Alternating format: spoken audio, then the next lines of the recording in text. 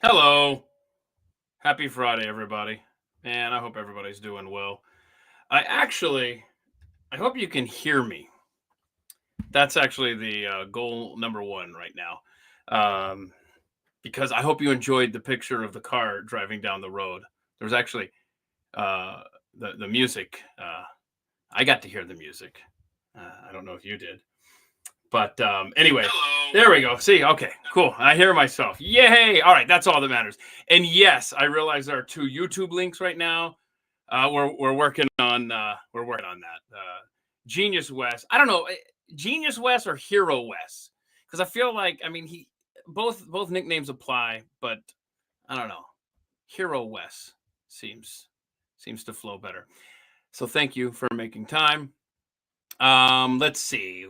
Tomorrow, yesterday, if you missed the Thursday deep dive, Brad Staggs was here. We talked about, oh my gosh, about a dozen different topics. So if you want to talk about remote viewing, that's your show. If you want to talk about a cure for Parkinson's, that's your show. If you want to talk about, I don't know, it was a ton of stuff. Garth Brooks being a possible serial killer. It was a fun show. It's a fun show. And so I hope you will check it out. It's available at youtube.com/at the mic. And it's, of course, at Keith Malinak on Twitter. And I appreciate all the feedback there. Toby talking about no music. Yeah, any kind of, I love it. I need to hear from y'all what you're experiencing out there. But hopefully you hear me and all is well in that department. Now, don't forget, next Thursday, so 6 days from now, there's either a very exciting topic, an exciting guest that will happen either that day or a day in the future. But I don't want to tease it because I don't want to get burned, and then you guys are expecting a specific show. So it might honestly be, and I'm totally fine with this if it happens, it might be a show where you just chime in with the topics that you want us to talk about, maybe guest ideas, stuff like that. So I need to do one of those shows at some point anyway. It just, my hand may be forced on Thursday, regardless of my best plans. So there you go. Let's see. Other housekeeping. Next Friday, Chris Cruz will join me here on the Friday live stream, or is it called Happy Hour? I really don't know. Wes is making awesome thumbnails. I know that. But also a newcomer that's never been on the Friday live stream, another Blaze co-worker of mine, Ken Kuykendall. And I will probably call him Kyle during the entire episode, something that we will have a fun time explaining when we do that. So, all righty. I don't want to delay any longer. Let me get a couple of awesome gentlemen in here. I got Ed Bishop. I think it's your second visit into the lair. Yes, it is.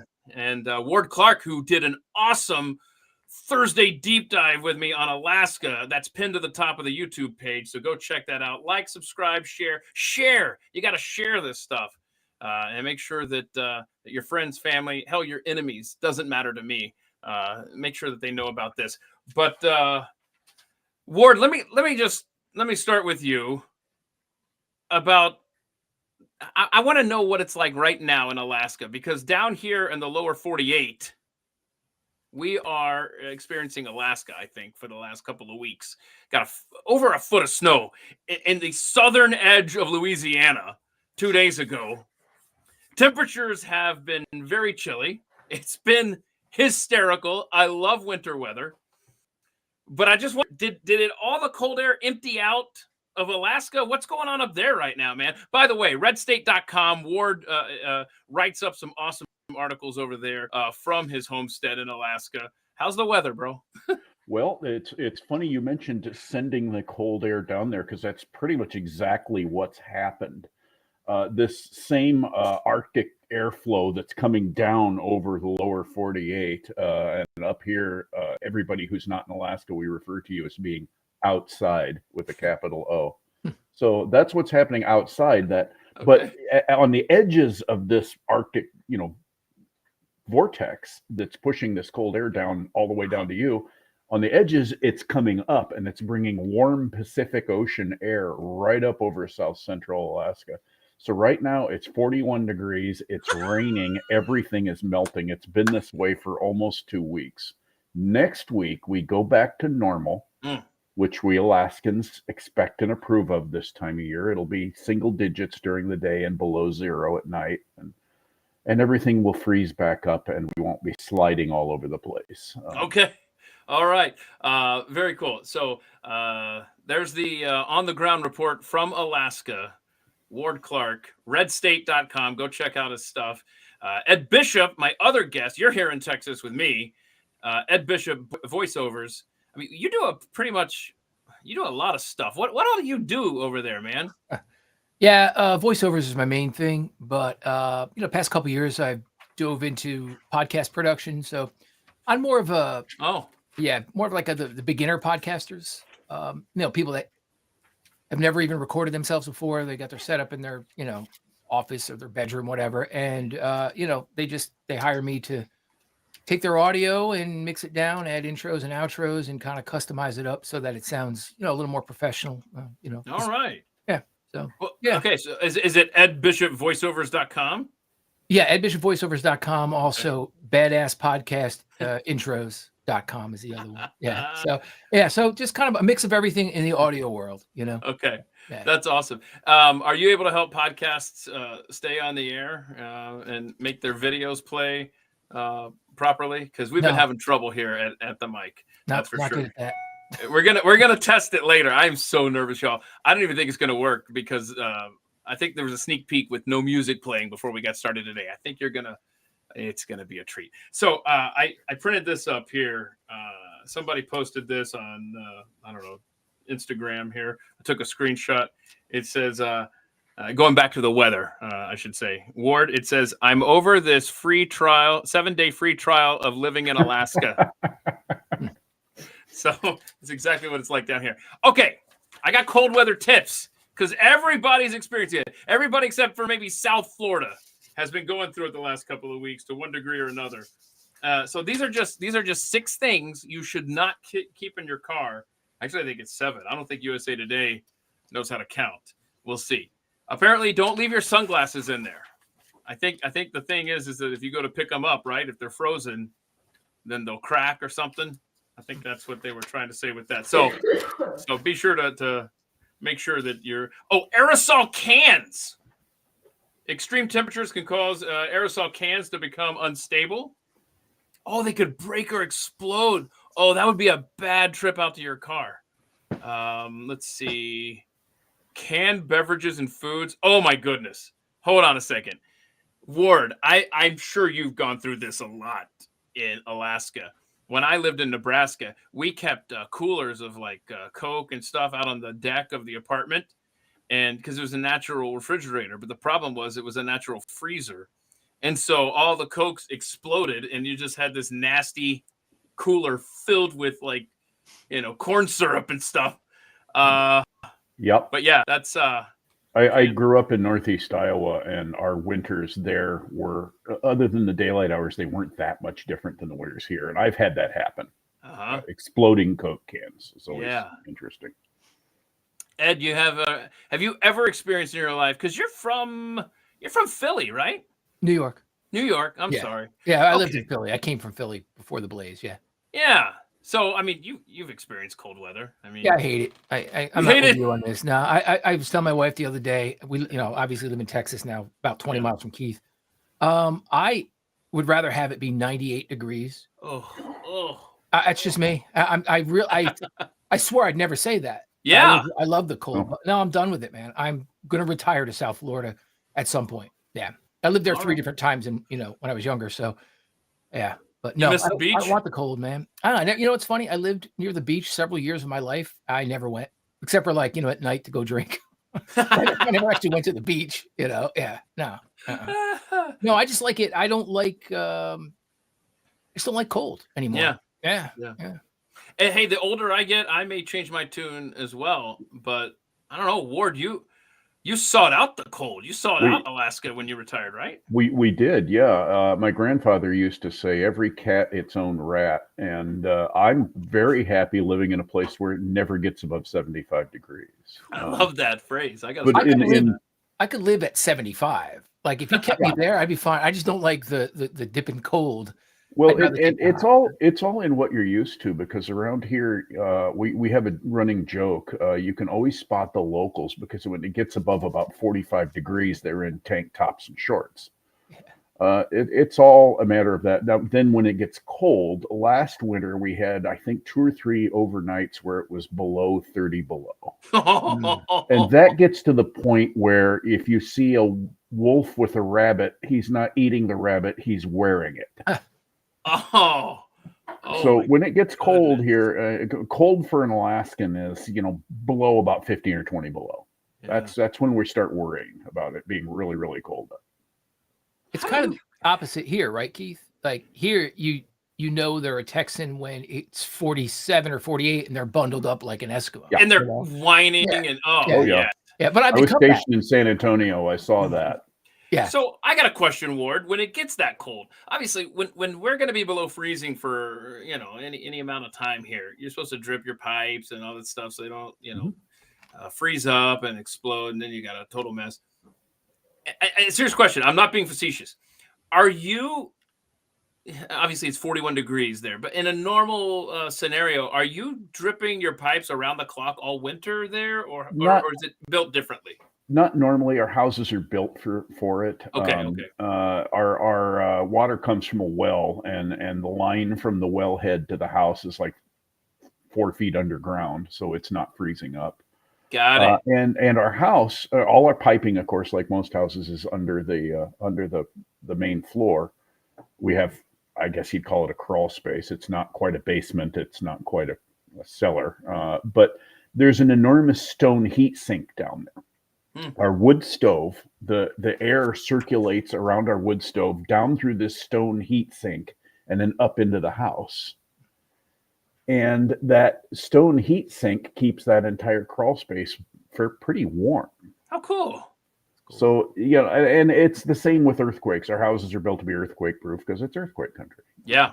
So you're in that ring of fire. People don't know that about Alaska, but Anchorage was almost wiped out by, I think it was 1964, the big earthquake. Wow. So we're built for it.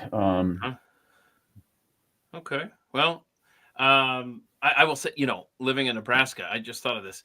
In the dorm rooms at the University of Nebraska, we had these long vertical blinds, and so the space between the glass and the blind, maybe 7-8 inches long or wide, and you could keep stuff cold there in the winter. Yeah. There's like a built-in refrigerator. It was wild because that cold air was trapped behind there. Anyway, don't eat frozen eggs. Just, I want you to know, the USDA says that's bad. Don't let your eggs crack. Don't let them get frozen. They want you to throw them away. Let's see. Electronics. Oh! When we were moving out of Omaha to Charleston, South Carolina, all of our stuff from the same apartment I'm referring to here was in one of those little external garages. And so all of our stuff was just boxed up because we never planned on staying there too long. And sure enough, it was easy to back the U-Haul up. Easy, he says. It was 0 degrees. And I remember my cell phone at the time. I'm trying to think it was my watch. I think it was my cell phone. It was just blinking in and out, almost like that picture in Back to the Future where Michael J. Fox is looking at him and his siblings fading in and out. That was nasty cold. So electronics, don't let them get cold. I think we've gone through the list here. Oh, medications. Wow. Yeah, okay. So they're just saying that they become ineffective or even dangerous. That's weird. I wonder what happens with that. I don't have a lot of details here, but maybe like the liquid. Maybe that's got to be right. Well, it'd be pill. I wouldn't think. Yeah. Oh, yeah. Any liquid medication. Good job, Ed. All Suspended state will likely be negatively affected if it's frozen. Wow. I don't know who's keeping their meds outside, but just in case you are, now you know. And I love this. I want to thank USA Today. Hold on. Let me get this right. The exact headline. Because wait till you hear this one. 6 things you shouldn't leave in your car in freezing temperatures. Shout out to the USA Today for reminding us, don't leave your loved ones in the car. Holy crap. All right. Let's see here. That is known as belaboring the obvious. They're like, we've already written the headline. It says 6. We need a 6th. Okay. Gentlemen, who wants to start here? Ward, I'm gonna let you go first. Ward, what is your favorite comfort food? Oh boy, I'm sorry. This is not so rapid fire. I forgot to set that table. So take your time answering this. And whiskey, absolutely, it's its own food group. Yep. Yeah, I find whiskey comforting. If I had to name one thing as an actual food, my wife makes a sourdough crust homemade pizza that is just amazing. It's one of my favorite. Wait a minute. That sounds good, bro. When I go to a diner or something and it's, you order the toast, I always go with the sourdough toast. Oh, yeah. I've never even thought of that with a pizza. That's what I want that. Try it. It's great. And plus the fact that, my wife made it, and that always gives a little extra. Yeah. Look at that. We got the beef stroganoff. Yeah. That's quick and easy. See if anybody else got anything here. Yeah. All righty. So, Edward, what do you got? First of all, whiskey is definitely food. All right. I agree. It's a good comfort. I have to say, it's funny because I was talking to my wife and I'm like, what, as a comfort food, because she was in here 2 seconds ago, I couldn't think of anything. Really? And then it just popped in my head, grilled cheese and tomato soup. I don't know why. I just love that combination. Really and it always, every time I eat it, I don't know, maybe it just brings me back to like childhood memories or something. But I like it on sourdough would be really good too. But I like it on rye, like a rye toast. I'm going to, next 2 hours, all I'm going to be thinking about is sourdough pizza crust, bro. I mean, that's. Yeah, he got me on that one. I'm like, man, I might get the sourdough. Okay. So soup obviously is a good one. And you mentioned it there with tomato soup. But have you seen what Progresso is doing? And I love Progresso soup. I love chicken noodle soup, but I'm not so into what they're offering, which is soup drops. What? These are candy drops that taste like soup. Okay, somebody should have engaged their inner 12-year-old on that subtitle because soup you can suck on. Yeah. Somebody didn't think that through. This is the General Mills press release on this. I'm going to read just part of it. Enjoy soup like never before. Progresso, trademark. Your go-to for comforting premium soups is innovating beyond expectations this cold and flu season with the launch of the first ever limited edition soup drops. What's a soup drop? Well, it's soup you can suck on, of course. Not in a million years do I want. That has got to be so good. That would ruin soup for me. Yeah. It's awful. It's funny you mention that because last Christmas, and like most people, bacon, right? I mean, bacon's way up there. Yeah. So my kids sent me this. Hang on. Bacon candy. Yeah, okay. And it doesn't taste anything like bacon, not even remotely. It just tastes like any hard candy. It's just a little lump of sugar. And I've got, almost the whole thing left because I don't like hard candy. I hope your kids aren't watching. But the kids would understand. They understand. Yeah. It was kind of a gag thing because Dad loves bacon because who doesn't? It's just who wrote this press release? Listen to this. While most folks flock to the cough drop aisle at the first sign of a cold, Progresso is here to say, "Hold my spoon." This is real. This isn't a joke. This is real. 100% real, Ed. Yes. Yes. Wow. Hold my spoon. Progresso soup drops deliver the classic hearty flavor of Progresso chicken noodle soup in a format that will definitely surprise fans. It's a convenient hard candy drop reminding you of the comfort you can find in a bowl of Progresso soup. Okay, I'm known on Red State as the man with the golden pun, and I even cringed at that one. You know what they're doing here? It's got to be that they're just trying to sell Progresso soup. So they make a limited supply of these. You get the name. People talking about Progresso like me. Ta-da! Here I am. You win. I don't know, man. Just I just don't like that at all. Just gross. Okay. It looks disgusting. Even the little things in the can there. I know. Okay, what's up next here? Oh no. Some of these questions. See, I've talked about this before. I've got this game cards. I don't even know the name of the game, but they've got these little questions, deep questions, deeper questions, icebreakers, all that stuff. I can tell I got this next question from that. What lessons have you learned the hard way? Like, here's an example. I electrocuted myself. I've told this story, flung me across the room back when I was in high school at my grandparents' house when I was messing with the back of the TV. Pew! Lucky to be alive. I'm still a dumbass. So anyway, Ed, what are some lessons you've learned the hard way? Well, there's probably a lot of them. But one that sticks out to me because I've done it 3 times. So I never learned it until maybe the 3rd. Hopefully there's no 4th, but not having, this was back in the 90s, not having the right lug wrench in my car. Oh no! And I used to travel between New York and Florida a lot, with no money, just enough money for gas to get me from one place to the other. And I didn't have AAA. I don't even know if that existed then. I don't know, but I couldn't afford it if it did. And yeah, I mean, 4:00 in the morning, driving straight through. In North Carolina, it happened, and another time on a different trip, it happened just outside of Jacksonville, so in the middle of nowhere, and along the interstate. And both times, I knew from the previous time that the lug wrench was wrong. I never switched out when I got back home. I ended up having to have it. One guy at a tow truck just stopped to help me.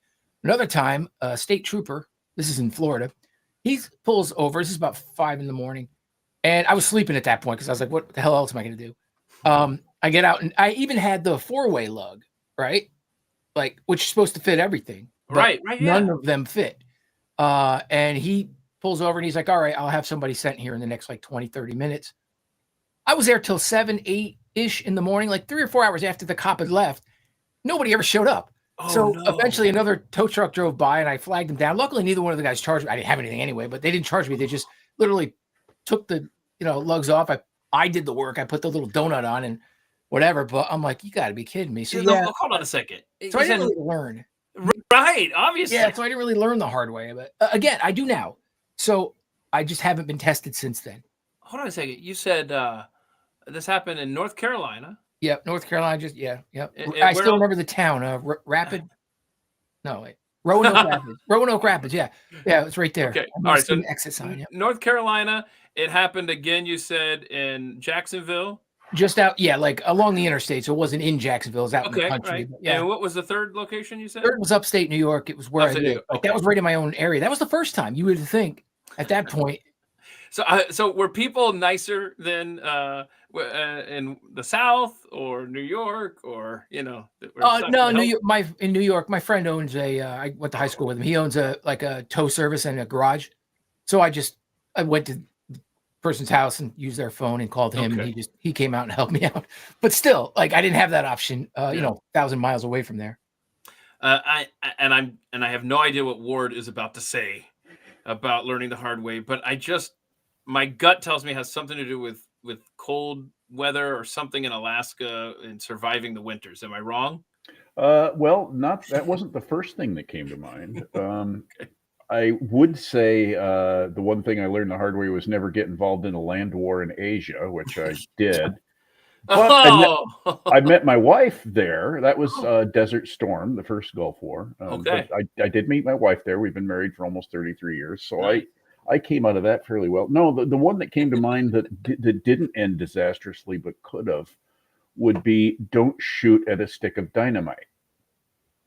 Yeah. When my grandfather passed away, I was 14, and he died in June. And that November, my grandmother was making arrangements to turn the farm over to my uncle, who was going to run it.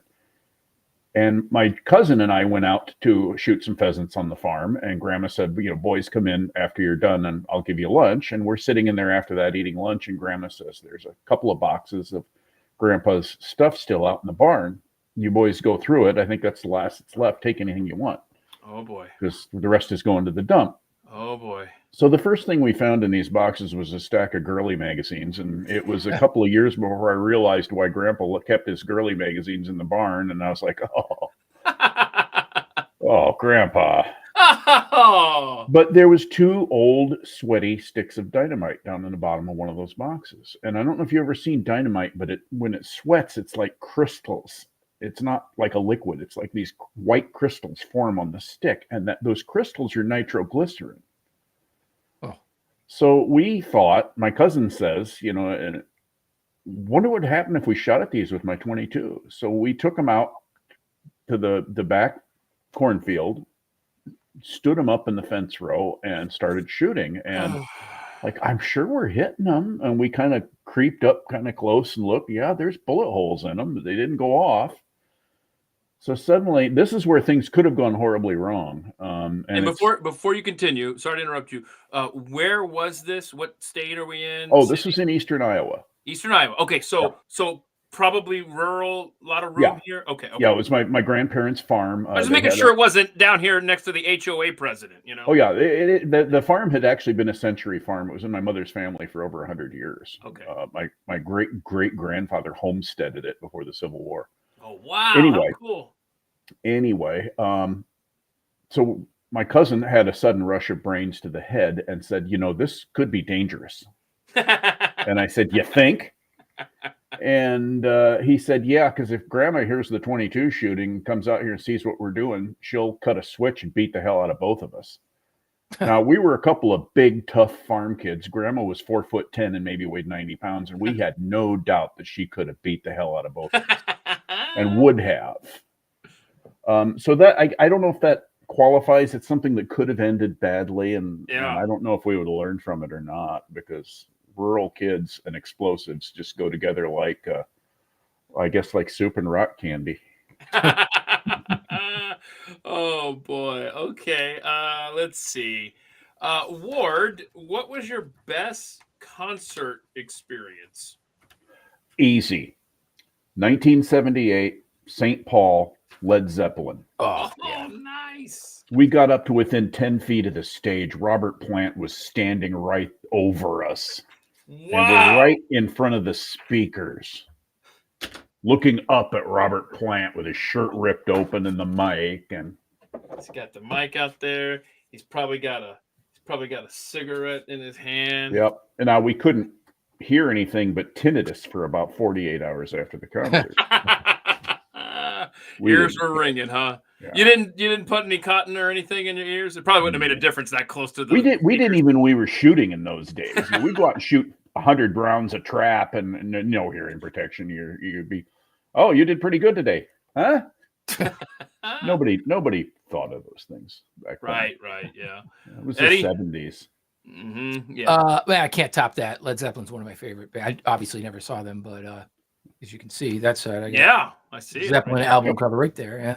Mm-hmm. Mine, man, I got so many different ones for different reasons, more fun, whatever. But sonically, sound wise, I saw oh my God, Roger Waters do the Wall tour in 2010 or 11. He recreated that tour.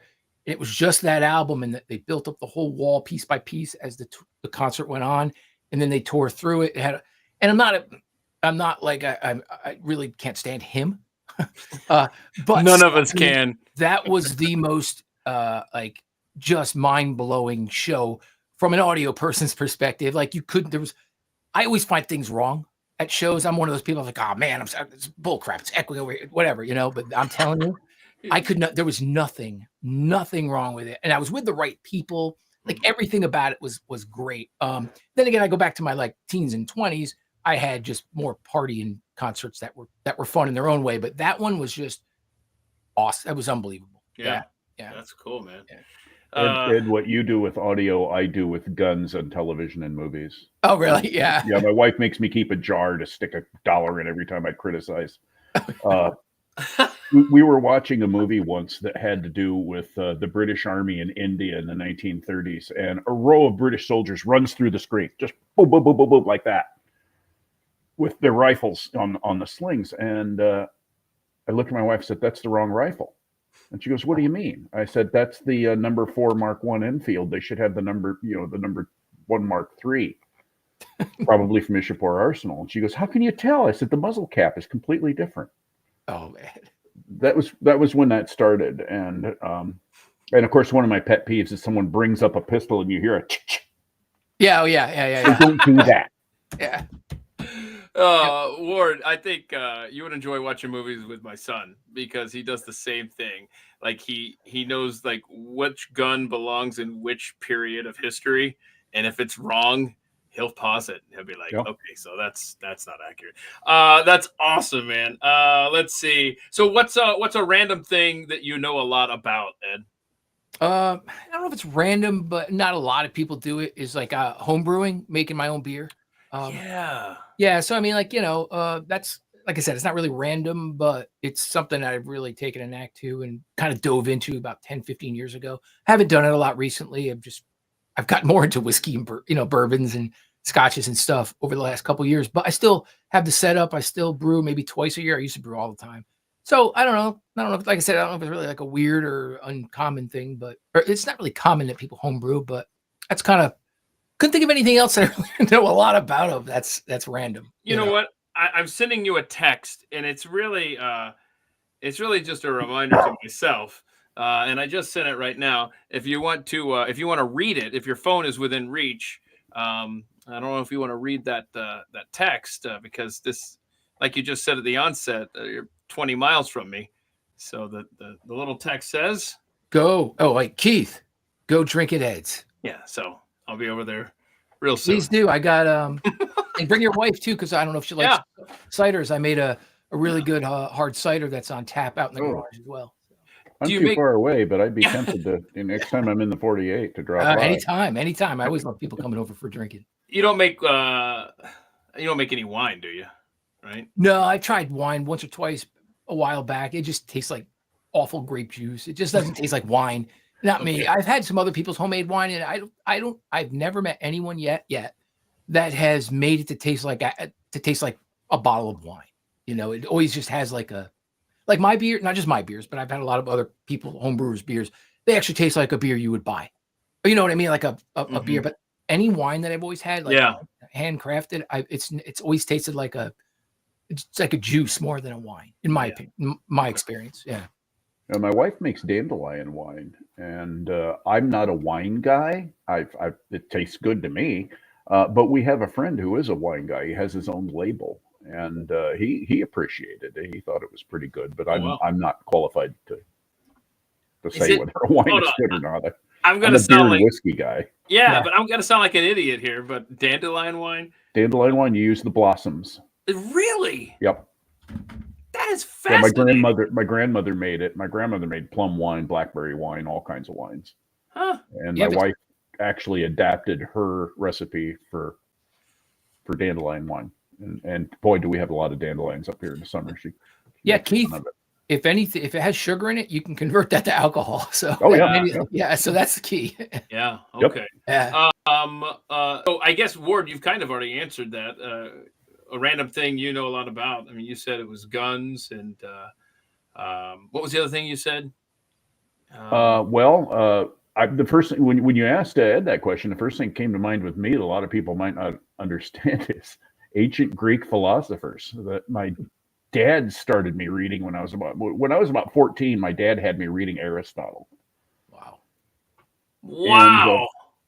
And being, an old soldier, one of my favorite quotes is from a guy named Heraclitus who lived about 1500 BC, I think, talking about armies and soldiery. And he said, of every 100 men on a battlefield, 80 of them are just targets. 10 of them shouldn't be there at all. 9 are the fighters, and we should be glad for them, for they make the fight. But the one is a warrior, and he will bring the others home. And that always stuck in my mind because I served in Desert Storm under one of the last great war-fighting generals that the U.S. military's ever had, and that was Norman Schwarzkopf.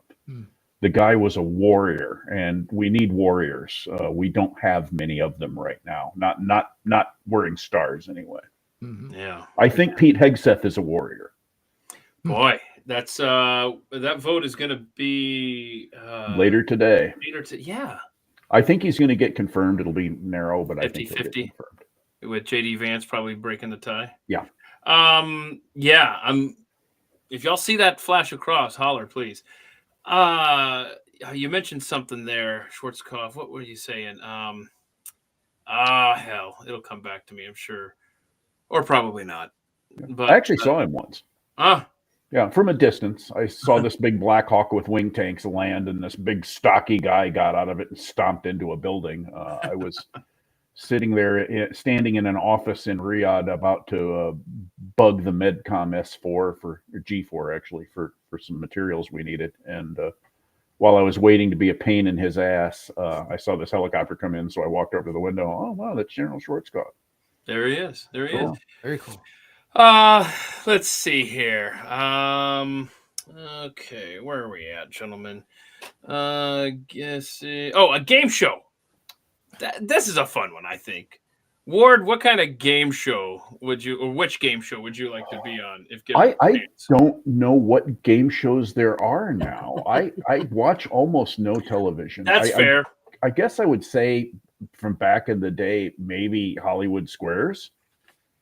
Oh yeah, that would be fun. I want to sit next to Paul Lynde. I mean, I always thought he was funny in those. Yes, good. So good. That's just the only one I can think of. Yeah, I guess the Newlywed Game, except Jeopardy. My wife and I haven't been newlyweds for 3 decades. Yeah, Jeopardy, Wheel of Fortune. I mean, I'm with you. The Family Feud, that's out there. I don't know. What about you, Eddie? Yeah, I'm not into a lot of game shows, really, even back in the day. But there was one I used to like when I was a kid. I don't remember what it was called, but there was like people in the audience, and then there was like levels of different like packages that were wrapped like presents, and you could pick one and grab it. And like, I don't remember what it was, what the name of the show even was, but that looked cool because it was just a bunch of presents, and I was a kid, and but I really don't like. I can't stand most game shows. I'm not big in TV either. I like movies and some TV shows, but not really. Never got into games. So yeah. But Family Feud would be cool. A lot with my family, but if I could watch somebody else, it'd be fun. Yeah. Borrow a family for the occasion. Yeah. I remember Let's Make a Deal with Monty Hall. Right. Which was kind of fun. And but whenever I think of that, the thing I flash back to being a child of the 70s was the Cheech and Chong skit, Let's Make a Dope Deal.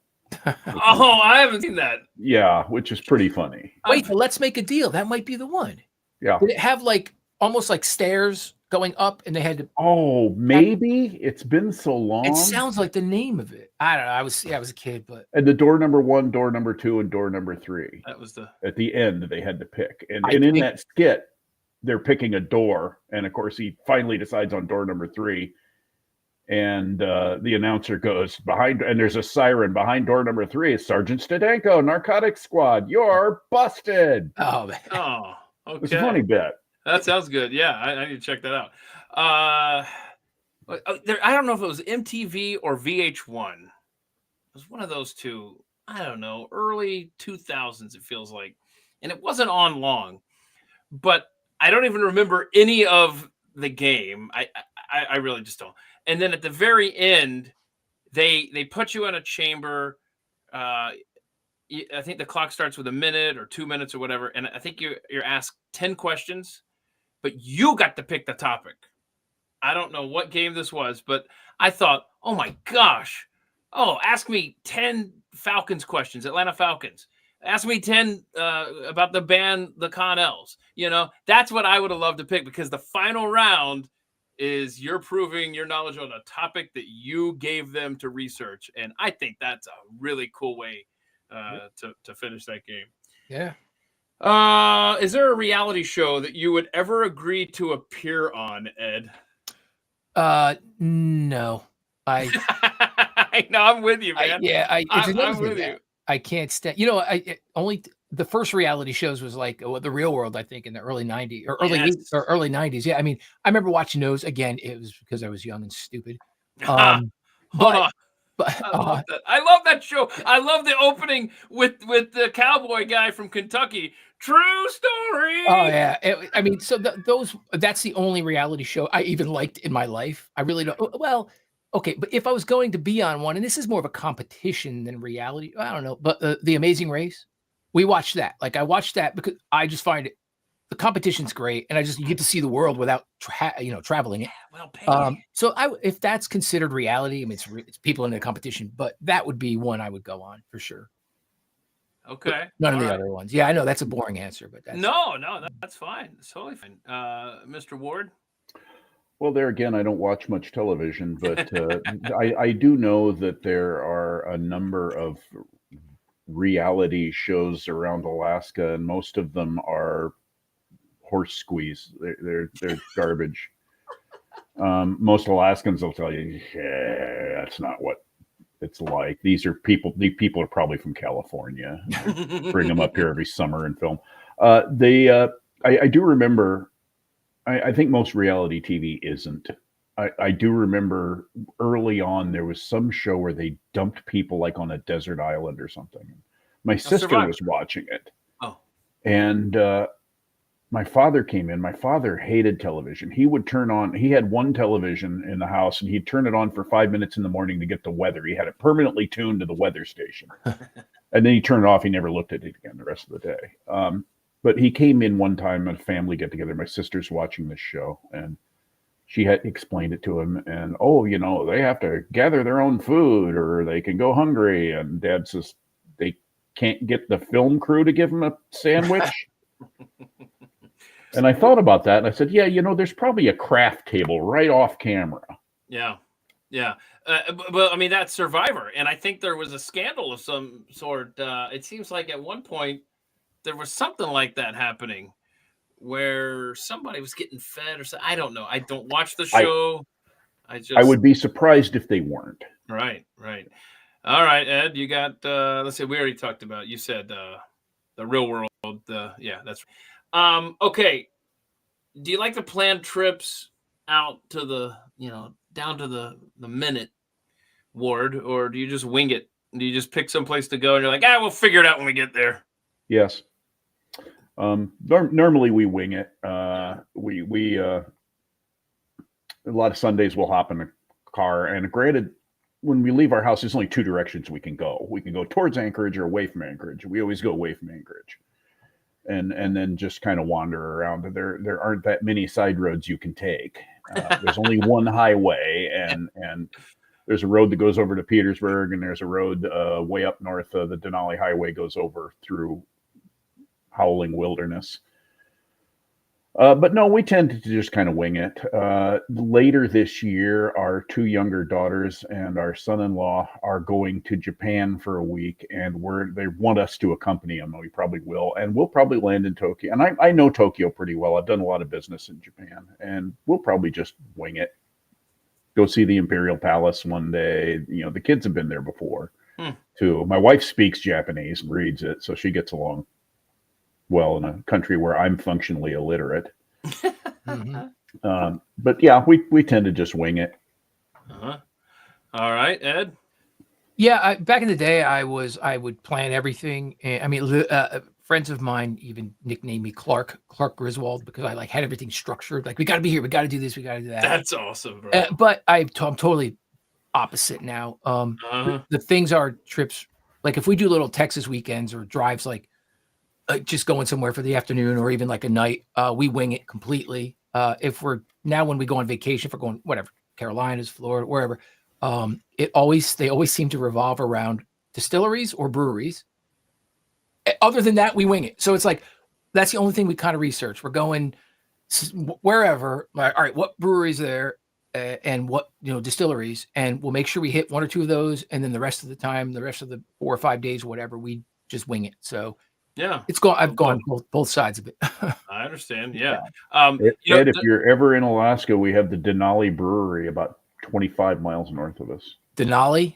The Denali Brewery. And, beers and Denali Brewing whiskey too. The distillery side of it.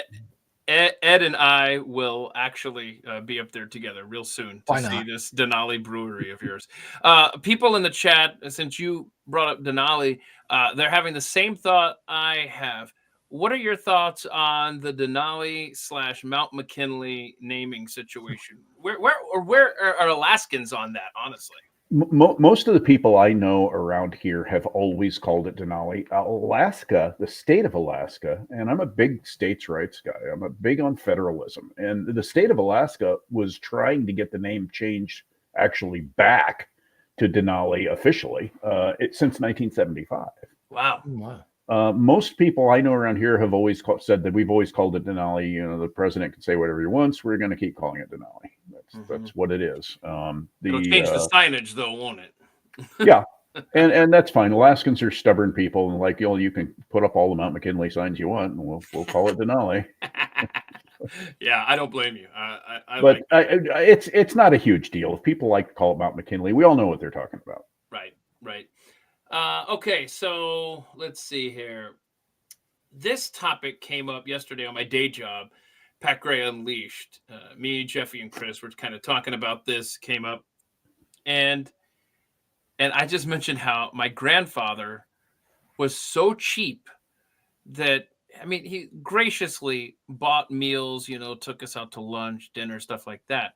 But then when it came time to tip the server, you might have a $50 bill on the table, check, and he would leave maybe a buck or two. And then you get up to leave and you're like, wait, what? No. And so you wait till Papa has his back turned or he's out in the parking lot or whenever you can run back in and put more money on the table. Have you ever done that, gone behind someone's back, a family member, a friend that, leaves a tip and you're like, oh my gosh, did you ever run back? Or maybe you guys are the Papa in the story and somebody's behind your back to adding to the tip. I don't know. No, I usually go back and take the tip, because I just want it myself. No. I would never. I would do that though, 100%. I don't think I ever have had to do that, but I'm that way too. Like if I was there and that situation came up, I think I'd wait for them to leave. I wouldn't do it in front of them. Yep. I'd just drop like whatever I thought was probably a little bit more. That way they don't have to feel humiliated or ream me out for doing it or whatever. Exactly. Yeah. Yeah, I'm pretty much the same way. I'm a fairly generous tipper, and my wife, her family was in food service. Her father ran cafeterias for over 60 years. He was almost 80 before we convinced him to retire, and he's a good tipper because of the experience. When you were talking about your grandfather, Keith, you could have been talking about my dad. My dad, he was a child of the Depression. Both my parents were, and they took frugality to an extreme. Now, anything Mom wanted, he'd buy her. Us kids always had everything we needed. He was probably an average tipper when the rare occasions you got him in a restaurant.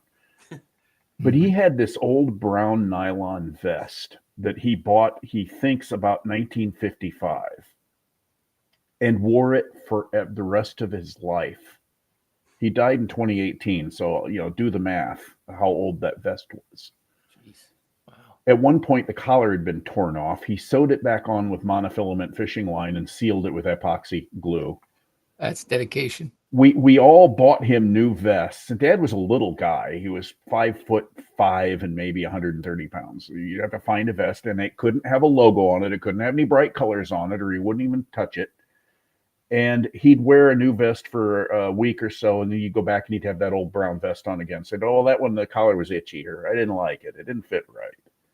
When he died, he was 94. He took ill very suddenly, went to the hospital, and from hospital into hospice, and he was gone in a matter of days. But we know my mom put him in the ambulance in the middle of the night, and she knew he didn't have the vest with him. Nobody took it to the hospital or to the hospice because there was no reason to. We all saw it hanging in the coat closet near their front door. But after Dad died, we went through the house because my mom had to, go into a assisted living.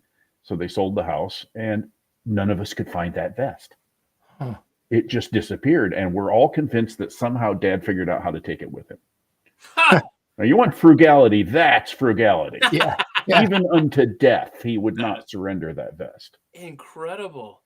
I mean, I've got a coat that I got in January of 1994. Wow. And I have lived in that thing.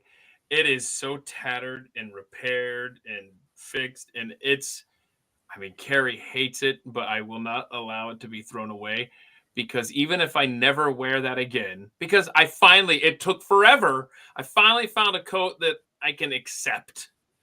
But I'm not thrilled, because this coat is still comfortable. It's gross. I look like a hobo. Oscar the Grouch is better dressed than me when I wear this thing. But and I need to go and reiterate this while I'm thinking about it after this show today. I've got to go and remind the family, that's what I'm getting buried in. Not a suit. No, I don't need to look nice. I need to be buried in my nasty, dirty, gross, dark green coat with the perfect pockets. I need to remind those are the them. best. They are so Nice. good. I've got a pair of boots that still have cow shit on them. I still wear them all the time. That's awesome. I've had them. I think they're 40 years old. Oh, wow. They're on their third set of soles. Wow. What a great segue. And you didn't even know this. On this day, January 24th, back in 1899, the first rubber-heeled boots were patented. There you go. We were walking around with just wooden shoes, I guess, until 1899. I don't know if you guys ever go to Dunkin' Donuts, but shout out to those of you who have had to suffer in the last week or so in Omaha, Lincoln, Grand Island, Nebraska, Albuquerque, New Mexico. For some reason, those locations, Dunkin' Donuts didn't have any donuts for a few days. I don't know how it happened. Yeah, it's a supply chain issue, but that seems like a company called Dunkin' Donuts. If they assured their supply of anything, it would be right donuts. So much for the guy. Time to make the donuts, right? Yeah. He wakes up, he makes the donuts, or is it now? Should they change it to time to ship the donuts? Because somebody dropped the ball. Yeah, it's weird. That is a weird story. Okay, let me with me here as I try to share. I've got a screen issue here. Well, I wanted to play these videos, and remember, I already set the table. We're gonna have an issue with audio. So let me try to find this. So I want to know how you guys would react to this. Let's say you're at the beach, you're just minding your own business. A stranger just wanders up on you, and he does this to you. If it's hard to see, you're going to see a gentleman approach a guy, multiple people, start throwing water balloons, but he leaves a bucket so that the guy can play along if he would like, right? What do you think of this? I mean, haha. See, like after you get over the initial, I'm pissed at you, but you realize he's given you a supply of ammunition as well. I don't know. I go back and forth. I don't know if I'd be pissed or if I'd be having fun. Probably a little bit of both. Wow. But anyway, so that's his thing. And I just wonder, how would you react if somebody came up and started throwing water balloons at you? But then you realize, oh wait, he gave me a supply too. I don't know. I'm sorry, but yeah, I think being at the beach would really benefit them because I probably wouldn't be carrying. Because my initial reaction would be, "What the hell is this?" Because you don't know if somebody's throwing like acid. This is the way the world is. That's such a great point. If I instantly saw him put the bucket down, I don't know. I don't think I would probably just be like, what is wrong with, I don't think I'd probably engage in it, but I would get it at that point, just be like, that's funny, but get some kid to do that. I don't know. I mean, it's not, remember, it's probably 90 degrees and sunny, so it might feel good, but you're right. I don't know if that's piss that you just threw at me. Yeah, catch you off guard. Yeah. Right? And yeah. And I don't like those situations anyway. Even like watching some of those TV shows with the hidden camera stuff, and they do, I can't even like watch them without like cringing, because I don't know, it drives me crazy. Like, so I don't know how I would react in one of those situations. It could either be very, very bad or very, very good. Ignore the balloons, ignore the bucket, and just tackle him. That could happen. That would have happened 15, 20 years ago for sure. Yeah. But yeah.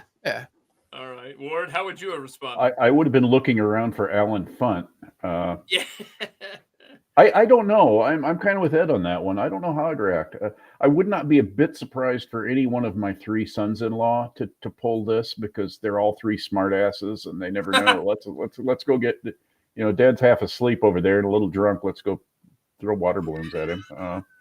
But if it was just some stranger, yeah, right. I think I'd be like, "What the hell's wrong with you?" Right. Okay. Yeah. I don't know if I'm going to do this every week, but last week I finished the show with a video. If you didn't see this, go back and watch the end of last week's Friday live stream. But there's a glass bridge in China. And so you're supposed to walk across it. I mean, it's like, just imagine being at the Grand Canyon on a bridge that's made of glass, and you're supposed to walk over it and enjoy the view. But people were freaking out. People were crawling on it. People were holding on to the sides. I just, no. So I think I'm going to start trying to find a video every week. We'll see how long I do this, called "Would You Do This?" And what this is, today we have a video. It's the side of a cliff, and what you're looking at is a spiral staircase. Oh, we don't need audio here. We don't need audio. So would you walk up this thing? I mean, this is a workout, y'all. I mean, I want to see the zoomed out version of this. Look at that thing. That is, I don't know. What do you think? You gonna do that? No. Is it a fear of heights thing or what? I don't. Yeah, it's a heights thing with me. Yeah, I've over the years developed a heights issue. There's no way. I can't even watch people stand near ledges without it bothering me. I don't know what the hell's happened to me. It's happened to me too, Ed. I'm the same way. My wife and I went to the Grand Canyon. I couldn't get within 20 feet. Yeah. She's over there looking down over the rail, looking down, and we were. I'm good. I'm good back here. Well, here in Dallas, they have Reunion Tower, Keith. You know, that thing looks like a golf ball. I've still never been in there. Is that cool? We went to we had an anniversary dinner or whatever. Wolfgang Puck's restaurant was up top for a while. I think it's closed down now, but okay. And the elevator's one of those on the outside. So you go up and you see. Yeah. I was literally facing like the doors as close as I could get with everything. And I was one of like 10 people in the elevator. I'm just standing there facing. I couldn't even move. And I didn't care how I looked or whatever. I could just imagine like the door opening and I'm just like right there. But I couldn't do that inside of something. There's no way I'd be able to do that spiral. No. I mentioned Tokyo. There's two big towers in Tokyo, the Tokyo Tower and the Oshiagi Sky Tree. And it's a big date thing in Tokyo. You know, young people go on a date. One of the things is go up in the tower. And my wife and I were in Oshiagi because there's a big shopping center there, and we were buying some stuff like my Tanaki, thanks to the Daiso 100 yen store in Oshiagi. Tanaki brings you good luck. But somebody asked, "Are you going to go up in the sky tree?" And my wife's like, "You want to?" I'm like, "No." But it's enclosed. There's glass, plexiglass. No. Nope. Not going up in that thing. I'm a pass. Yeah. On airplanes, I sit in the aisle seat so I can't see out the window. Oh, that's interesting. That doesn't bother me. Airplane. It doesn't bother me as much, but if I don't like being too near the window. Plus, I have the old man's thing that I have to get up more frequently than I used to have to 30 years ago. So let's noodle this out. I'm not expecting logic here, but as you guys are explaining this, I'm thinking, now hang on a second. That bridge made of glass, I would not enjoy that. I would be, if I did it, and it makes no sense, but I would be holding onto the side where it's like I think it was like a little narrow area of metal, before the glass. I'd be worried about the glass shattering and you falling through. But let's just think this through. That bridge has stood there with however many people walking across it back and forth, enjoying it, blah, blah, blah. But I don't want to do that. But like you said, in an airplane, I'm up much higher. I'm depending on strangers flying this plane with mechanical parts that could fail. Birds could fly into engines, whatever. It's like, why are we so comfortable? And I don't know if it's like this across the board, but I'm so much more comfortable in an airplane, but not comfortable at all on this glass bridge. I don't know the logic. I don't know if there is any, but I don't. Well, that's why it's a phobia. A phobia is an irrational fear. Huh. I was going to kind of say something similar. Like it's not that I'm scared I'm going to die or anything or fall. Right. It's not a safety concern for me. It's just the phobia, the fear of just being up high. Not that I'm even worried about falling. It's just, it bothers me. Yeah. So maybe deep down, it's rooted deep down inside of me. I'm scared I'm going to fall. But an airplane, yeah, you got much better chance to die in an airplane probably than that bridge ever falling. Right? I mean, that's see? Airplanes. They have one. They have one of those at the Grand Canyon too. Apparently, it's on one of the Indian reservations. They got a glass walkway. It's not a bridge. It's just a walkway out over the canyon. Yeah, the Navajos have that, right? Yeah. And I would rather spend the weekend with my first wife's mother than to walk out on that thing. Mm-hmm. Okay. All right. So, have you guys seen this picture? I think it's been making the rounds here. This is we got proof of time travel, gentlemen. I don't know if you see this. This is a Greek. That's a Greek like carving, ancient Greek, and there's a woman and she's using a laptop. You see that? You see that, right? Look at that, huh? The obvious answer is, well, it's not a laptop because there were no laptops. What that? Oh yeah. Yeah. What that could be, back in those times, they used wax tablets to write on, and they worked rather well because you could scrape them smooth and write on them again. It was like, it was like a Etch-a-Sketch. And I have seen some that were hinged like a book, and usually you saw them open side to side, but they could have opened that way. It's a more logical explanation than a laptop because no, there weren't any laptops. What is so great is this thing's existed forever, and nobody ever even thought, oh, it's a laptop until we invented the laptop, and now they've gone back and they've been, oh, look at that. But I just think it's just so funny how those two holes.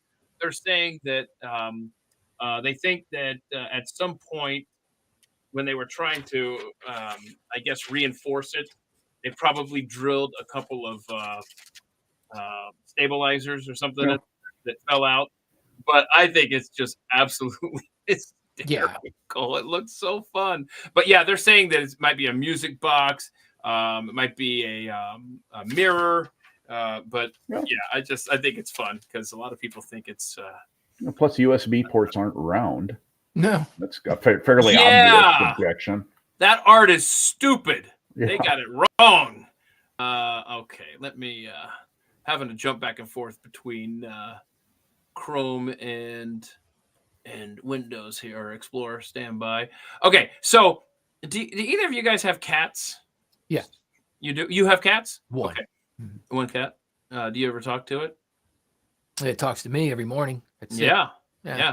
Well, this sucks. I don't think I have audio. We're about to find out the hard way, but I can totally recreate this if it doesn't work because I can't. Let's see if this guy here, if the audio comes through. Can you hear this guy? No, you don't hear him. Okay, so.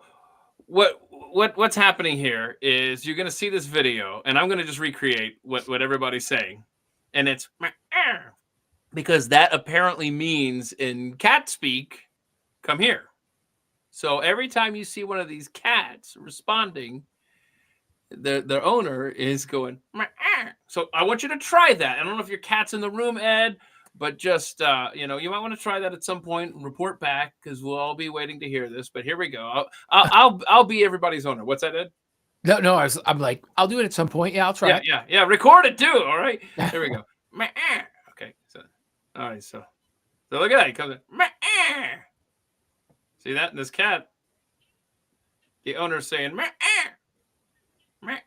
what? Okay, I'll come over there. Where's the cat? There, yeah. Look at that, huh? And that cat got down and came over. This is so hilarious. I can't wait to go back and watch this where I'm the audio. Whoa, this guy goes, and the cat just turns on a dime. So all these cats are like, now I don't know if you said to these cats, anything, maybe they come, but I want Ed to try that. I want Ed to try that and report back to us, would you? I could definitely try that. I would like to see somebody try that with like 10 random cats because anybody could pick a bunch of videos that happens with. I'm the cynic here, but I mean, like, you can make almost any noise, and that's what I'm wondering. That's curious, what I want to see. Right? They're curious. They want to know what the hell's going on. Oh, what? Huh? Yeah. Our youngest daughter has a cat, and she calls it by going nya, NYAA. I guess you'd say nya, and the cat comes. It just actually, I'll do both. I'll do that, and I'll do the other one. Now, if you could works. Get that meow sound effect and maybe put it on a loud. We don't have a cat up here, but we do have a lynx that's hanging around. Maybe I wonder if it would come to that. Because I've been wanting a prime winter lynx pelt, and that would be maybe a way to get one. All right, so both of you have projects that you're going to need to report back to us on. Let's see here. I'm going to try to share these videos. I don't know if they're going to have the same impact without the audio, guys, but I'm going to give it a shot. Let's see here. Oh, yeah, let's stay on the cats for a second here. Because these cats, they are so synced up. Is the word synchronicity? Look at this. I mean, that's wild. Huh. All right, so you got these cats. Look at that. Okay, hold on. All right, yeah, we know that one. Oh, that's wild. Oh, that was wild. Do you see that? They lick their lips at the same exact time. Look at that. That is hilarious. Uh-oh. All right. We don't need to. Thank you.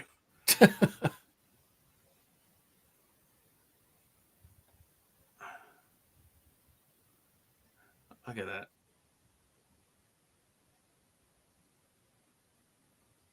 God, that's funny stuff. It's funny.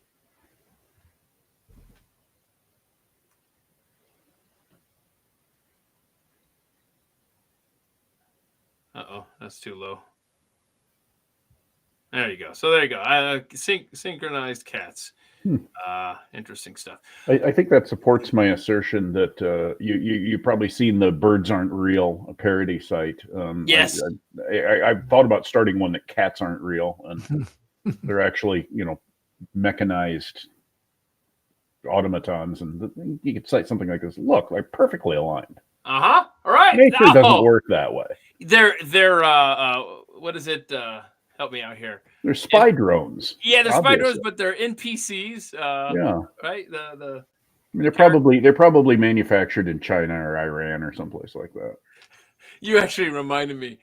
There was like one of those News of the World or whatever, National Enquirer, something like that. I'll never forget because I had cats growing up, and I think the headline said that cats are alien spies. And so if you have a cat in your home, it's transmitting everything you're doing back to a hostile planet. So like I forgot all the details of it, but it's just like I think I went home from the grocery store. I like looked at my cats. I was like, "That's it." Yeah, I could totally see that. There used to be a website. It's now defunct, sadly, called Scary Squirrel World, and it was all about the squirrel conspiracy for world domination. Tons of articles and photographs and video, and it just disappeared, which is kind of sad. That's too bad. Well, that's because the truth was out there, and the government couldn't allow that site. Well, clearly the squirrels, engaged, probably with the Obama administration to take it down, because that's about the time frame it was. I'm sure that's not a coincidence. I'm sure it's not. Oh, this okay. I pulled this one because if I were a dog, this would be me. Somebody crashed the golf cart, so I checked the cameras to see what happened. It's a dog. It's a dog driving the golf cart. Oh wow! He jumped in there and took it for a run. Right into the truck, destroyed the pool, and it just gets out like nothing happened. Like what? He's probably drinking. Yeah, probably drinking. Look like. Let's see here. Hang on a second. Let me get this other video going. What is this one? I don't even know. I'm just clicking videos right. Oh, so this one is just a bunch of dogs wreaking havoc. So check this. This is. Oh no. See, I can hear the audio. You can't. But just know that a lot of things are breaking. Oh. He jumped up there and knocks. Oh no. Oh. That's a beagle causing trouble. What?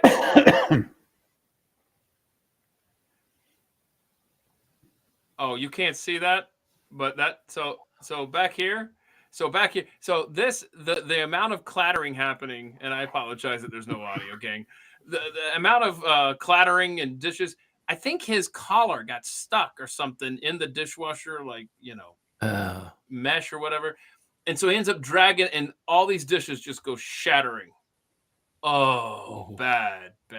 Okay, so this I moved this up because it was blocked. That's a glass table in the middle. Oh. Well, not anymore. Okay, that guy just slid into something. Okay, this dog. Oh, I could see this happening to me. This dog is leashed to this right column. Okay. Oh no. And he sees a squirrel or something. Tanner would have totally done this back in the day. Watch this.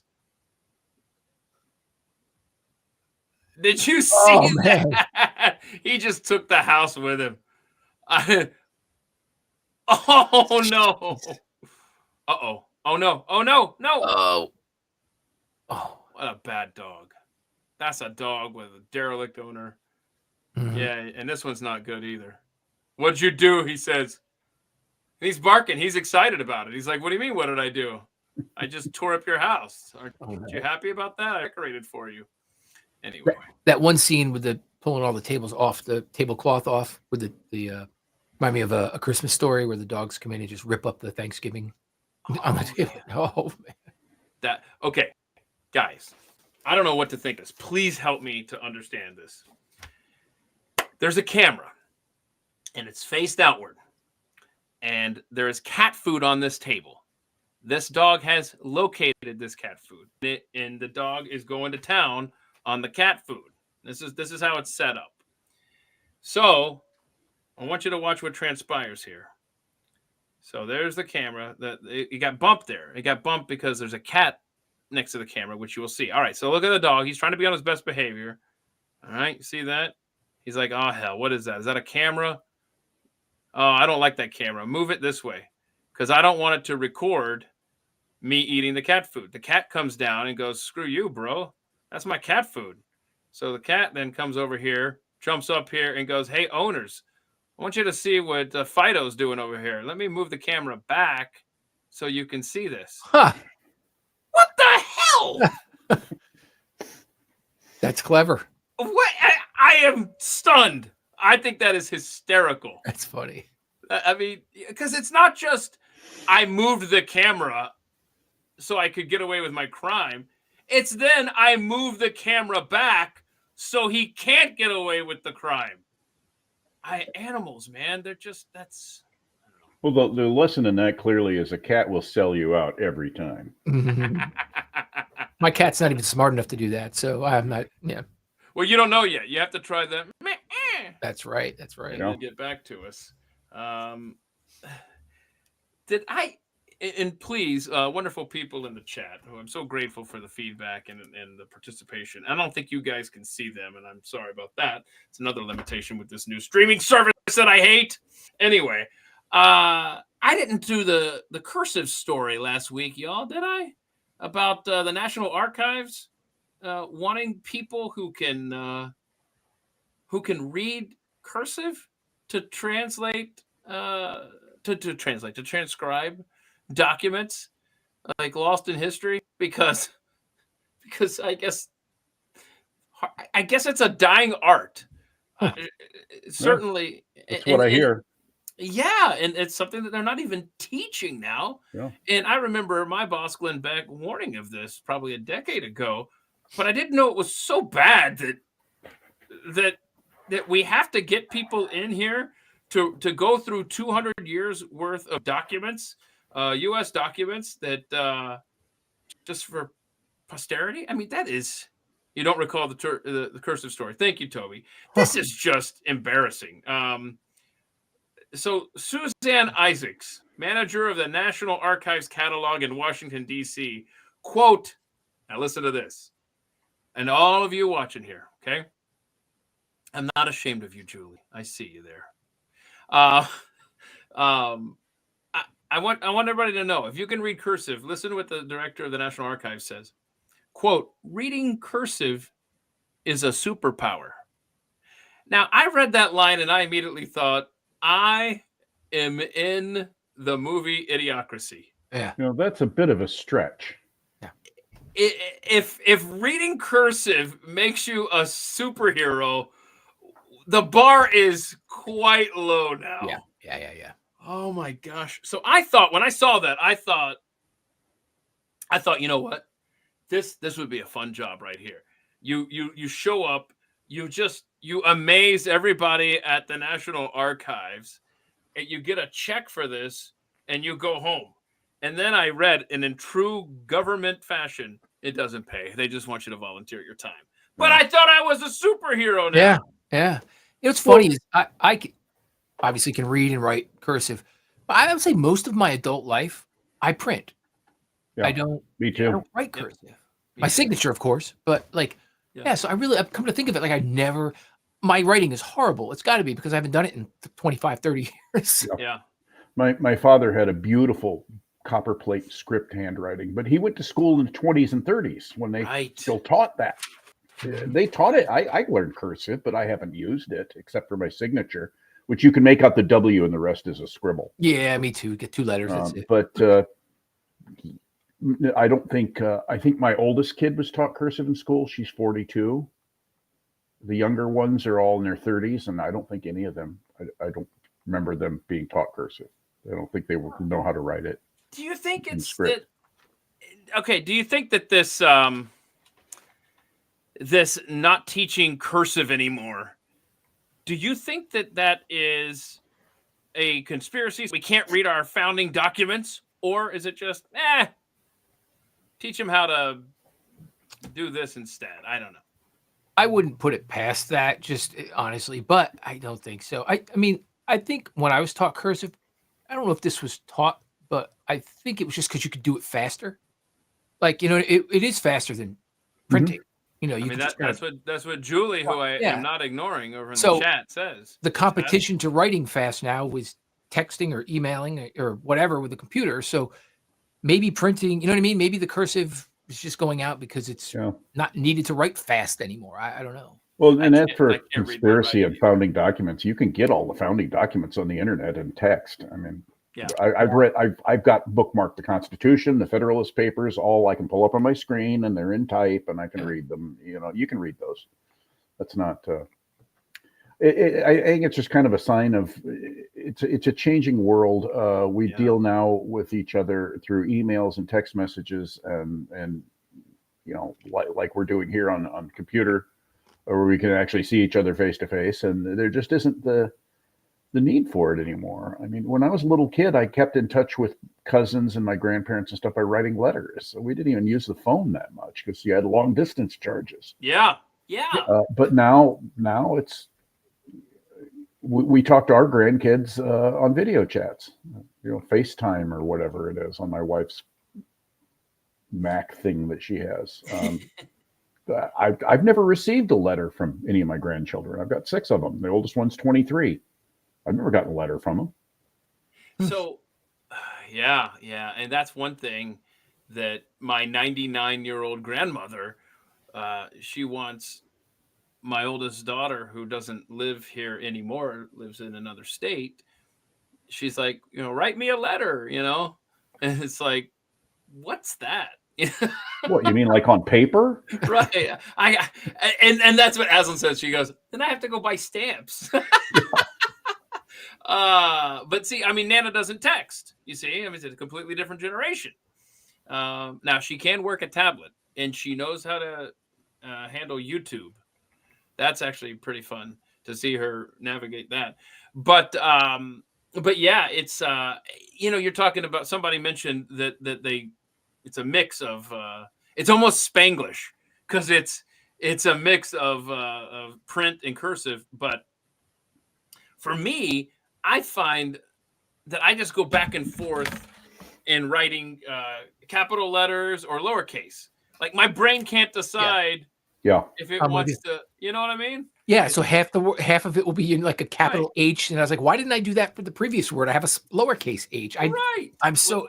You know what else too? I find is I think I'm so used to texts. See that? That's yeah. Your ridiculous. H at the end is capped, and your T. Yeah. The key. I'll do this all the time. I mean, I did this for an example, but like sometimes. Anyway, what were you saying? I'm sorry, Ed. Oh no, just I'm so used to just being able, and I'm terrible at typing on a keyboard too. Like I use like 3 fingers, maybe 4. Like I don't do the proper way. I remember back in high school, I was like, why do I need to learn how to type? Who's going to need to know how to type? I'm not ever going to be typing. Yeah. So I've learned how to do it pretty quick my way, but I just find myself hitting backspace more than I hit any other key. But when I'm writing now or texting, so I can pretty much use my computer, go pretty fast, and texting pretty quick. So now when I'm printing and I'm writing something, I find myself getting ahead. Like I want to be able to write faster and I can't. So I'm like crossing my T or dotting an I before I've even written the I. Like I'm getting so far ahead of myself because I'm so slow at doing it. I'm like, what? So it's not even worth it to me anymore. If I do it, I'm so slow at doing it. It takes me forever to write like 5 words just because, it's really neat, but. My hand, even when I'm writing in print, my handwriting is terrible. My father was always disappointed in my brothers and my handwriting, whether we were writing in block letters or script. But I've gotten pretty good with the keyboard because, of course, that's how I make my living. Literally sitting at the keyboard. The problem is I have these big gorilla hands, and I apparently I'm hard on keyboards because I hit the keys very heavy. Yeah. And I go through a keyboard about every 6 months. I've had people ask me if I was angry. Why do you think I'm angry? Well, I don't know, because you keep pounding the keyboard. I'm not pounding the keyboard. I'm just very demonstrative. I want to make sure that the keys go in. Yeah, well, that's me. My wife can hear me over here banging on the keyboard. Ed, you were talking about typing and writing. I don't understand this. I'm notorious for Post-it notes all over the place. Just like I can't turn this board here, but I'm looking at a cork board with 2, 4, 6, 8, 20, probably 20 Post-it notes anyway. And I can't decide am I not using the available tools on my phone to write notes or whatever. And I think it's well, I know it's because I like, at the end of the day, when I'm done with all the stuff I have to do, I can throw away the Post-it note. That's off my mind. Boom, boom, boom. If it's still there in the morning, then, I got to do that tomorrow, blah, blah, blah. The problem is when you're so busy and you fall behind, and then before you know it, you're starting your day with like 5 Post-it notes. Like, damn, this week has sucked. So anyway, I think it's because it's I like having the tactile, being able to have that, throw it away, and that's an accomplishment. But also, I think what did you say? You said it's faster for you type than it is to write. Is that what you said, Ed? For you? Yeah, because I'm just the opposite. I feel so slow and old when I'm like on my phone. I'm like, I need to write a note here to myself or what. I'm just like, screw it. Where's the Post-it note? If I'm taking note, like I still take notes. I have notes all over the place. I handwrite everything, but then I transcribe them later. If I want to save something, I'll put it in a document or something, so I remember my note, and then I can just pull that up. But I do initially, I like to do it that way first. And if I'm typing up something, when I say I'm fast at it, it doesn't mean it's accurate. It's bad. But I can go back to that too, and just look at it. I know what I typed there, and I can fix it if I need to or not. So it goes both ways. But I love hand notes. I got stickies on my monitor, that I just, it's just easier just me to slap it up there and I can throw it away, like you said, at the end of the day. And if it's important, I also use the note. I do use the notes on my phone a lot, and I use the audio memos all the time. Okay. Yeah. Well, that's why you don't have to know how to type, because you can just hit the little microphone and start. Well, no, I mean actual recorded audio memos. You can do that. I never think to do that, but no, I mean, I just record audio memos for myself. And usually it's after I've had a few whiskeys at 11:30, 12 at night. And I'm coming up with these ideas. And the next day I was like, what was I thinking? And how much did I drink? Because I can't even understand myself. I use kind of an audio system myself. In my case, it's not technological, really. I tell my wife, hey, don't let me forget to do such and such tomorrow. Yeah. And then she forgets to remind me. But I do keep notes. The problem I have with notes, like this one and my little Rocky Mountain Elk Foundation thing. But you see at the bottom, it says 3 Dog Night. At some point I wrote that down. Now I have no idea what it means. I'm the same way. Yeah. Yeah. Same thing happened to me this morning. I'm looking down. I was like, what? And I wrote, okay, I'll just quick example. I don't know if you can read it, but I have notes just about different, I don't know, things I was in a meeting. And then up here, I this has nothing to do with it. I have Janis Joplin. Why is that part of this whole, what is this doing on there? That's wild. Yeah. So I same thing. Maybe we just drink too much, gentlemen. But I drank in 5 weeks. I'm on this this is one of the longest I've been since I was a teenager. Well, ignore my text from earlier where I invited myself over to drink. Well, that's not now. We come over in about 4 or 5 weeks. You come over. We'll do it all weekend. I'll make up for what I'm missing right now. I love it. Okay, so has anyone tried this? Because I'll tell you what really works for me. Because you're talking about writing yourself notes and stuff. If I'm laying in bed and I don't feel like rolling over, because if I grab my phone, then I could end up on Twitter and it would just be a mess, right? But I woke up and I thought, or I'm about to fall asleep or whatever, and there's something I have to remember for tomorrow. If I reach over, and maybe it's something as simple as this, and I just toss it out in the middle of the floor, and then in the morning, I'm like, oh, that's right, I got to do blah, blah, blah. I don't know how my brain remembers that, but it works like charm. Yep. If you associate tossing something in the floor with, I've got to make an oil change appointment tomorrow, whatever, I do that. I swear I do that all the time. It'll be something stupid, a car, whatever it is, and I'll just throw it on. So I actually have to walk over it to get out of my studio. Yes. And then if I see it, I was like, oh, that's right. I got to take out the garbage. Right. I do that. Yeah, I do the same thing. Yep. And until my wife comes along, picks it up, and then I'm, don't touch that. That's a reminder. I don't even see her do it, so I just forget. Why did the garbage go out? You picked up that Post-it note on the floor. That's why it didn't go out. Your fault. When you mentioned changing oil, you made me write another one down. Change oil in tractor. I'm glad I could help. See? I've got to do that. So now I'm going to throw that over there and forget about it. And it'll be March, and I'll go, I got to change oil in the tractor. Before it gets cold again, you need to get out there. Yeah.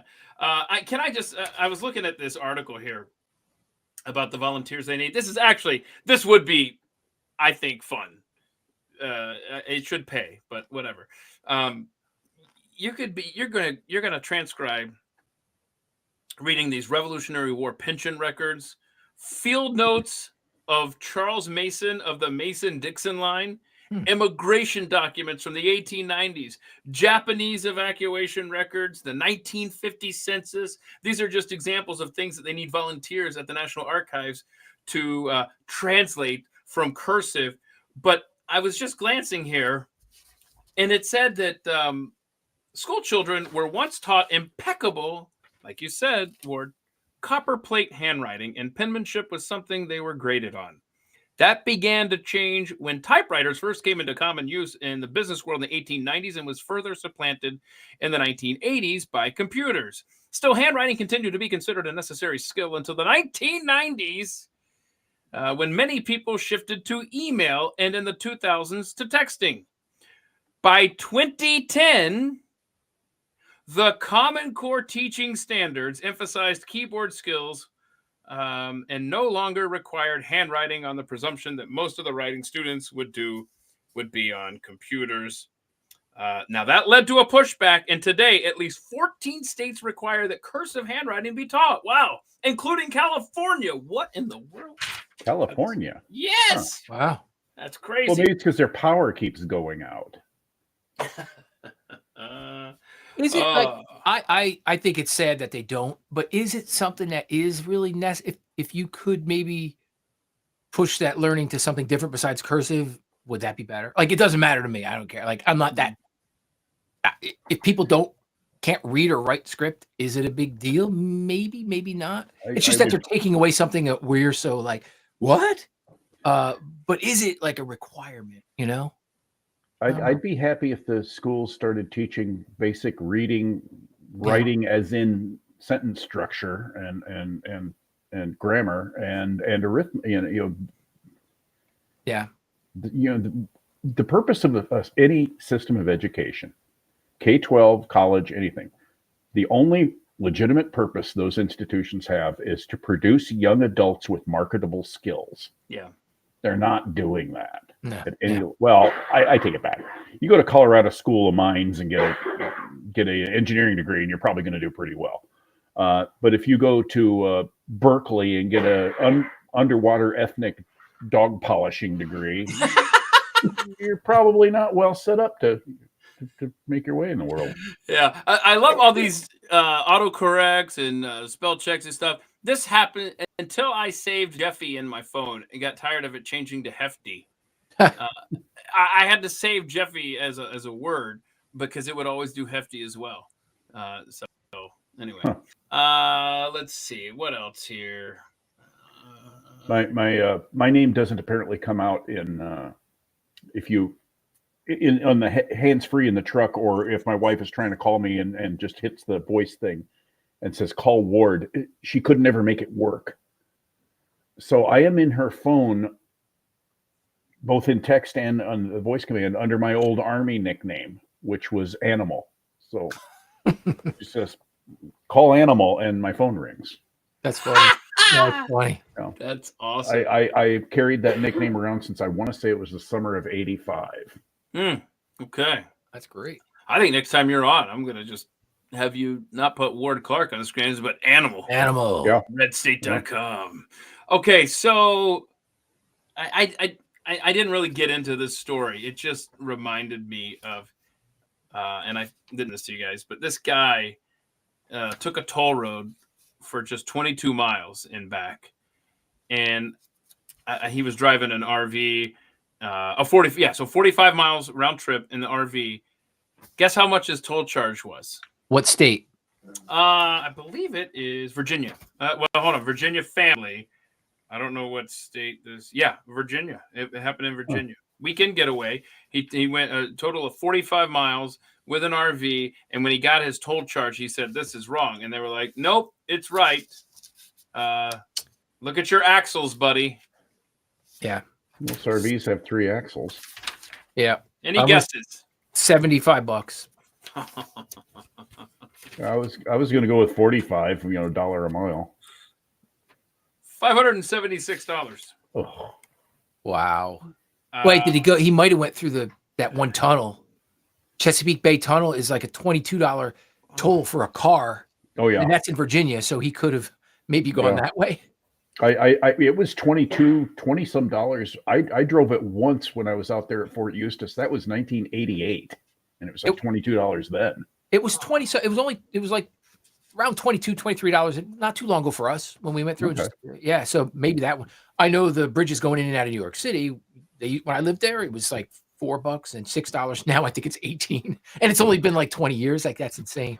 But we were, I had a little U-Haul trailer that I was pulling, and Pennsylvania Turnpike. I can drive from Texas. I've done it several Texas all the way to Philadelphia. Okay. It's 1,570 some miles, right? I can go 1,490 of those without paying a single toll until I hit the state of Pennsylvania. Then I have to get on the Pennsylvania Turnpike and drive about 70 miles, and it costs $40 to go 70 miles. And with the U-Haul trailer, it's $70 to go 70 miles.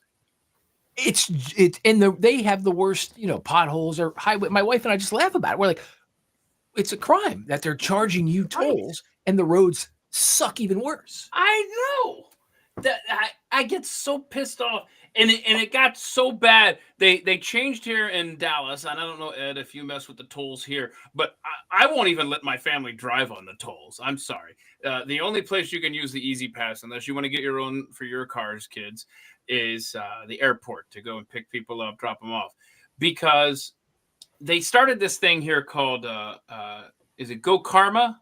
Yeah, the Karma app. Yeah. So you put the device in your car, and it used to be a routine where we had to go way down into Fort Worth to get the kids a couple times a week and then back.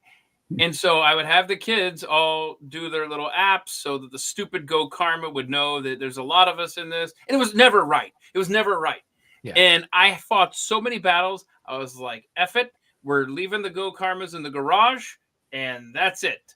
If you want to do a toll, then you can pay for it your damn self, because the Go Karma things just don't work. And this technology ends up costing us, peak hours and peak congestion. And anyway, it's tied to my Texas toll tag. It's just an app now. So the Texas toll tag you have in the car, and you have to have 2 people. But we thought that as long as you have more than you in the car, you get the carpool thing, right? So it's reduced half rate or something.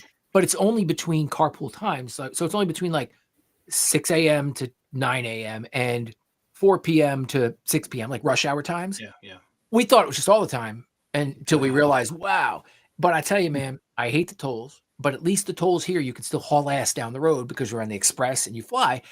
They're up to the point now where I'm like, I'll pay $5 to be able to not spend 20 minutes sitting over there.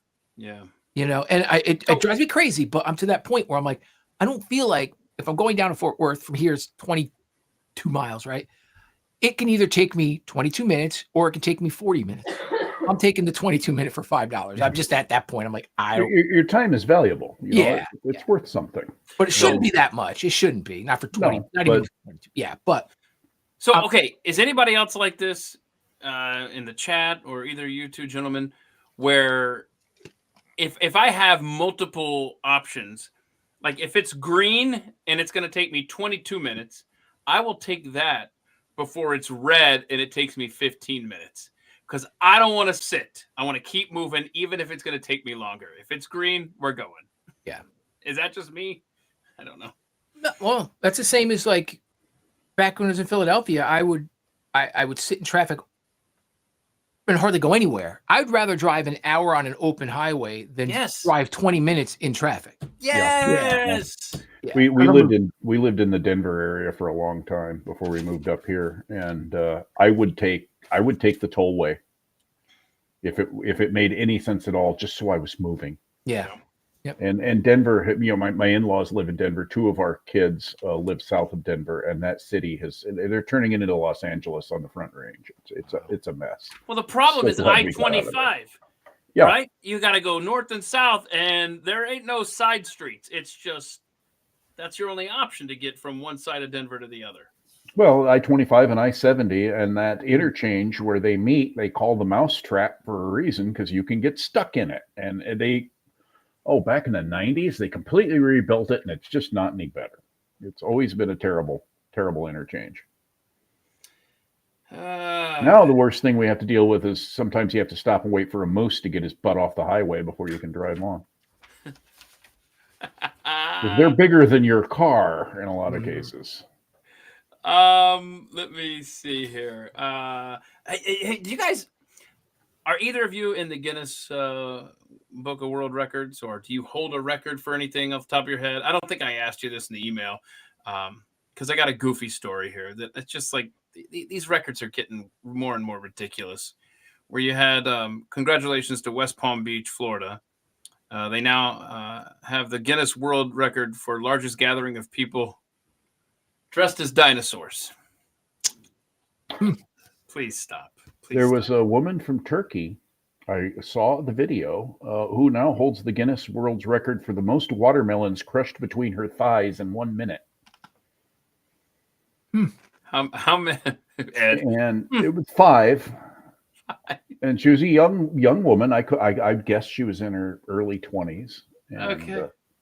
The only thing I could think of was I would have hated to have been the guy who talked her into prom sex. Yeah. I'm with Ed on this reaction. Yeah, I'm like, I don't know what to think. That could go many ways. That could go many ways. So anyway, congratulations, West Palm Beach. 468 of you gathered. You shattered the previous record of 250 people dressed as dinosaurs gathered. Let's move there now. In one place. Let's just do it. I don't. This is interesting. You know, they studied like the blood of bears or something like that hibernate and all this stuff. Anyway, I just want y'all to know this. I'm not going to get into the minutia of this article, mostly because I don't understand it. But they've been working on cooling human blood and all this stuff to try to help for human hibernation. And this could pay off for like trips to Mars or something like that, right? You see? And so what's happening right now is they're trying to figure out a way to help you go sleepy sleep for a long time for these long trips. So I just wanted to, I don't have a question for you. I don't know if you want to talk about that, but I just want y'all to know that they are actually trying to figure out they're studying blood of bears that hibernate to try to figure out how we're gonna colonize Mars. As it happens, unlike Associate Justice Ketanji Brown Jackson, I am a biologist. I have a degree in biology, my undergraduate degree. And the thing about bears, bears sleep through a good part of the winter. Bears also put on like 40% of their body weight in fat before they do that. So is that the cost? You go to, okay, listen, we're going to send you to Mars. You're going to be asleep through the trip, but you got to eat like 16 pizzas a day for 6 months before you get in the capsule. We need you to pack on about 100 pounds. Yeah, I think and when you wake up, you're going to be skinny again. So, yeah. That's a good diet, I guess. If you wanted, you could really enjoy the couple months building up to it, you know. Let me see here. Oh, the 10,000 steps, that's a myth, just so you know. So anybody that count your steps over there, that's not the key to staying healthy. Instead, you just need to do 150 to 300 minutes of moderate intensity activity weekly, which translates to about 75 to 150 minutes of vigorous exercise. So basically 15 minutes a day, I think, is what the math works out. Don't trust my math. Do it yourself. So they're just saying if you could do vigorous movement for 15 minutes a day, that's much more healthy than just a 10,000 step goal that people seem to obsess over. So I just thought I'd give you a health tip there. 15 minutes a day. That'll be different in 3 years. Yeah. I'm not sure what vigorous means, but I probably spend that much time chopping up kindling for our wood stove, so I don't know if that counts. Goodness. You're set. See, I need to move to Alaska. That seriously sounds like fun. Just chopping wood. It just seems therapeutic, man. Do you get a lot of thinking done when you're chopping up wood? Actually, yeah, it is. I mean, I grew up in a house that was heated largely with wood. My dad, in that house, it was the primary heat, and we used about between 6 and 8 cords a year. Now we only burn about 2 because we got an oil burner and the wood stove's just extra. But it's therapeutic. It's one of those things that it doesn't require any thought. You just kind of slip your mind into neutral and let it free wheel while you're chopping up wood. Man, so we went to the New England states in October. And knocked out a whole bunch of states, because my goal has always been since I was a kid to get to all 50 states. So all I have left is Michigan, North Dakota, Washington State, and Alaska. And I assure you, when I get to Alaska, I'm gonna make sure Ward. Because, and we're not going anywhere. You could take advantage. I could just be free labor, just come there and just start chopping wood, man. Because I know it sounds either sadistic to some people or therapeutic to others, but I'm saying that sounds therapeutic. When I start doing it, I may quickly flip to sadistic. But anyway, I just like the thought of that. It sounds like fun to me. I don't know, Ed. You're not going to be moving to Alaska, are you? No. I'll go with you though. I'll go up for a week or two. Texas is cold enough for you. What time of year are we going, Ed? Ward? What's the best though? When is it 70 degrees? June and July. June has more mosquitoes. July has more rain. The weather's usually a little prettier in June. But June has the bugs. And our mosquitoes are not to be taken lightly. They show up on air traffic radar. Jeez. Oh no! Yeah, Alaska has, I think it's 27 different species of mosquito, and you'll believe it when you see them, because and every year's a little different. Last year they weren't that bad. The first year we moved here, they'd pick you up and carry you away. There were so many of them, just clouds of mosquitoes every time you walk across the grass. Hold on a second. So you said that's June? When the mosquitoes are crazy? Yeah, June for about the last 3 weeks of June is usually the heavy mosquito time, and then they kind of slack off. When's the earliest it snows there? We've gotten dustings of snow in late September, but it usually doesn't start to pile up until the first week of November. So you think July, August is warm and out of the influence of... Yeah, but it'll start to rain more in about the second half of July through August. You get more rain than you do the rest of the summer. I don't know, man. You're making it sound like winter is more fun. I'm gonna revise what I said.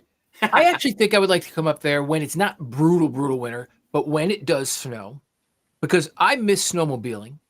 I would love the snowmobile. And I would love, I never did this. I always saw people doing it, and we watched Grumpy Old Men the other day, or last night actually, and ice fish. Like I would love to do those two things. So I've never been big on ice fishing. Snowmobiles up here, by the way, are called snow machines. I don't know why the difference, but if you say snowmobile, people look at you. Oh, you mean a snow machine? It's like Canada. In Canada, they call them sleds. Oh wow! I don't know why the difference. But yeah, we've got on our list to buy one. We haven't bought one yet. We've got 2 ATVs. But actually, if you're into that sort of thing, in late September through about October, you get some lovely weather. The leaves are turning, and our spruce grouse and rough grouse seasons are open. And we have some fantastic grouse hunting around here. And the limit, when I lived in Colorado, the limit on mountain grouse was 3 per day. Up here, it's 15. Jeez. And there's a lot of grouse around. Must be. I have a lot of fun grouse hunting. And the nice thing about hunting a grouse as opposed to a moose is you can shoot a grouse, you stick it in your pocket, and you go find another one. A moose, 5 days of backbreaking work. Oh, You're just getting the meat out of the bush and into a place where you can process it for the freezer. Ooh. I'm an old man. That's getting to be an awful lot of work. So when is the best of I'm trying to think of, I want to do the ice fishing like Ed said, but September is going to be too early, right? I mean, you got to wait. Yeah. But if I go in March, December or January is ice fishing.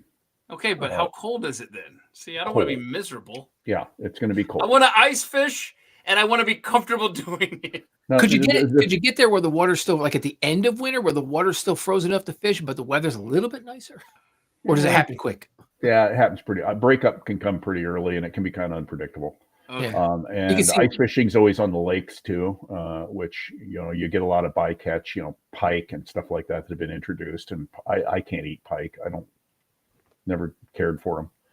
If you come in the summer, we've got trout fishing and salmon fishing. If you come in September, the silvers are running and they're fun to catch. They call them coho most places. When was your last encounter with a wild animal there on your property? Because I know when we did our deep dive that's pinned to the top of the YouTube page, you talked about encounters with beasts when you walked from the house to the office there. What's been your latest run-in? Anything? Was in early December or late November. We had a moose hanging around, actually a big full-grown cow and her yearling calf. They hung around for a while. We had a black bear hanging around last fall for a while. I kind of saw a glimpse of him through the trees. If I'd gotten a clear look at him, he probably would have gone in the freezer because black bears are good to eat. Oh, wow. Really? And I want the pelt. The other morning, we got a motion sensor light by our back door. And of course, it's dark still a lot. We're still over half the time in darkness right now. And that's another thing, man. Something set that light off, and I looked outside, and there's a porcupine waddling past our back door. Oh, wow. That's cool. Yeah, we've got lynx hanging around. We see their tracks. We've got pine martens. We've got all kinds of wildlife here. So I got one more story, and then I'll let you gentlemen go. And I appreciate your time today. This is fascinating. There's a study, at least it's fascinating to me, a study that says our muscles, like our body, may have the ability to store memories, not just our brain as we're led to believe. I don't know how to approach this story other than just like they did this study, and the tissues, I don't know, the cells, whatever. Bottom line is, they're calling it body memory. They're thinking that it's changed. The study is fascinating because it's changing how they what they think of when the body processing information. And so they're thinking this could really open up the avenues for innovative therapies, and it's what was there was a term in here that they used, but anyway, non-neural cells can learn and retain information from patterns of chemical signals in ways previously attributed only to neurons. Anyway, I'm not going to sit here and try to make it sound like I understand this, other than just this is very exciting. I don't know. Memory just not confined to the brain only, apparently, is what they're thinking based on this study. I'm trying to see where this was done, though. I'm not seeing that anywhere in here. So if it was done, at I don't know, a community college down the street that got a grant to make up something, then anyway, but they're saying that, and this is an if cells and organs like the kidneys or heart hold memory-like capabilities, it could explain how tissues adapt to repeated stressors or treatments over time. The concept of body memory offers new lens to which to explore. Anyway, I think it's exciting. I at least wanted to throw that out there in case somebody wanted to do their own research looking into that, because that would be wild. I mean, it seems like there are procedures even today. Like, in other words, you look back at stuff that they were doing at hospitals and surgeries and stuff 50 years ago, hell, 20 years ago in some cases. It's barbaric compared to the stuff we do today. But there is stuff that we do today that it feels like we are on the cusp of looking back and saying, oh my gosh, I can't believe that they used to do chemotherapy and, blast the body and basically kill it to save it. I'm fascinated by stuff like this. You reminded me of a bit in I was a Star Trek kid, and I love the original movies. And there's one movie where they go back in time to what was when the movie was filmed, was the present day, to the 1980s, and it involved they had to get 2 humpback whales and this, that, and the other thing. But one of their crew, the Russian kid, Ensign Chekhov, is injured badly, and they have to go pull him out of this hospital. And of course, Leonard McCoy is like, these people are barbarians, flint axes, and he heals Chekhov, and they take him out. And there's an old woman sitting there, and McCoy walks past her and goes, "What's the matter with you?" And she goes, "I'm here for dialysis." And he goes, "Oh my God!" He goes, "Here, hands her a pill. Take this." She puts it in her mouth. And as they're escaping the hospital, they run past, and this old woman is sitting up on the gurney yelling, "I grew a new kidney! I grew a new kidney!" Great. I love that scene, but it is the advances we're making. People talk about the good old days. My father had a younger brother who died of pneumonia in 1928. He was 3 years old. Today, he never would have been in any danger. Yeah. My dad would have grown up with a younger brother that he never knew. He barely remembered him. Our youngest daughter was born in 1997. She was born 3 months early. For about the first 6 weeks, they weren't sure she was going to live. For about the first 3 days, they weren't sure my wife was going to live. And the doctor told me 20 years ago they both would have died.